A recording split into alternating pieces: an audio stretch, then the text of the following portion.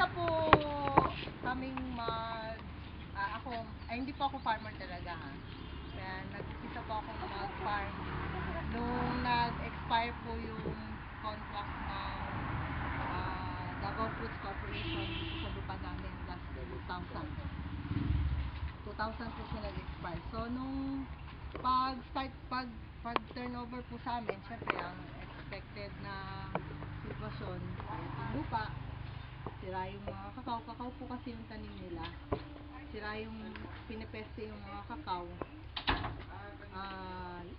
Wala pong ano dito nun, wala kayong makakain na prutas o merong konting saging, puro may kawayan. So, for short, wala po siyang yung magandang laman. So, nung nag-start po ako, yung conventional po yung gawa ko. Mga chemicals, mga synthetic na abono. Tapos, trinay ko pong i-rehab yung kakao namin. Yung kakao nilang iwan, pinalo ko po yung mga nasabi ng mga kakilala ko ng kawan. Ang nangyari po, since naka-list naman po yung ibang property sa Davco naman, na heavy user sila ng chemical, kumbaga parang natatalo kami sa strain namin kasi minsan tapang sa kanila. Palibot po kami ng kasi amin din yung lupa yung 3.5 hectares lang ang niretain ko para mag-farming kasi gusto ko pong mag-farming. Yun. So, pinapalibutan po ako ng mga kumpanya na malalaki na heavy user ng mga chemicals. Parang actually ako lang na tayo mag-isa dito na organic. Tapos, bukod po doon, since taga Laguna po ako, nag-isikan po ako yung semi-confined na style na intake.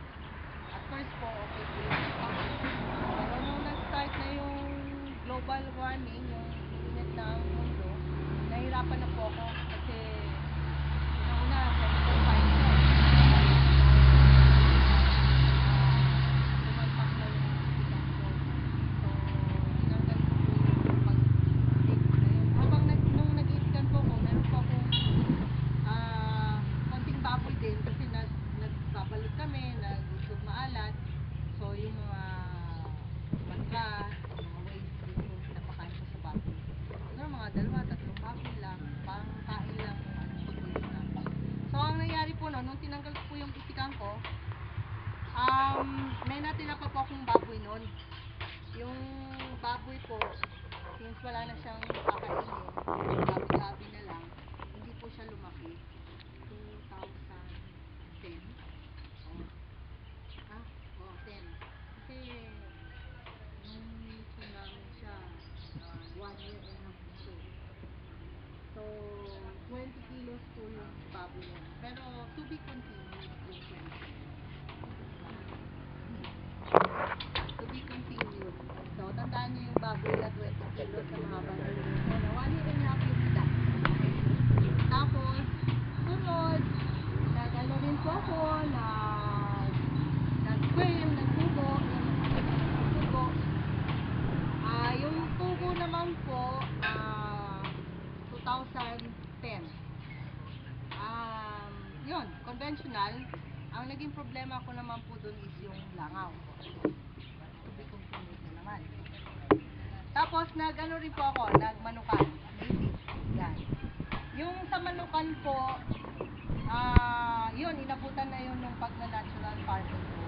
Yung sa manukan po, nako, kung kanong kabilis ko magpa-hatch, kasi may hatchery ako.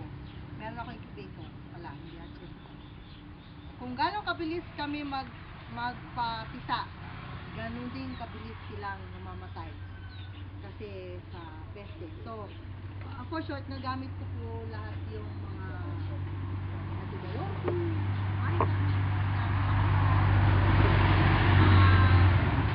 sakit po sa kakao, kumbaga, naranasan ko po yung mga peste-peste na.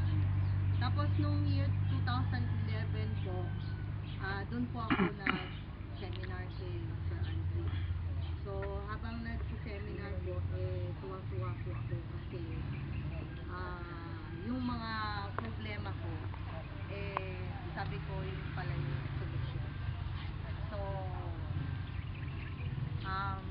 pag uwi ko po nun, siguro after a month pa, saka ako pinaktis kagad. Pinaktis ko talaga lahat po yung na tinuro ko. Sa isa. So, after po nun, 2011, ngayon, 2013, 2 years and a half. So, ganito na po kami. Ganito na po kami.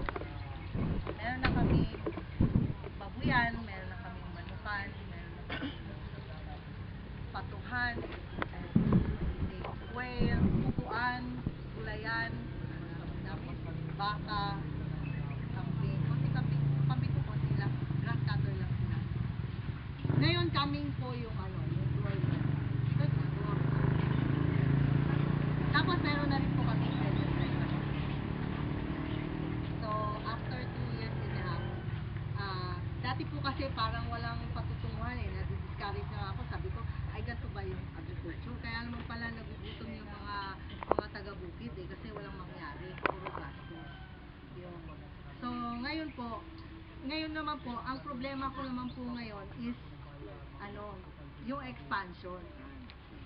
Expansion. Kumbaga, hindi na mapigilan. No, sir, no? Hindi na naman, dati, laging umpisahan, tapos stop. Umpisa, stop. Umpisa, stop. Kasi walang mangyari. Ngayon, umpisa, go ng go. Kulang na lang yung kapital. Kasi medyo dumadami. Ganun. So, expansion kami. Yun po. Yung part 2. Yung part 2 sa tour na. Sa Sa tour tour na. na yun. Kaya Okay, nga abangan okay. Para to see is to believe. Okay. So anyway, itutur kayo ni Loela sa mga different result ng natural farming. So doon, ikukwento sa inyo yung part 2 na narinig niyo sa part 1. Ayos, okay. Basta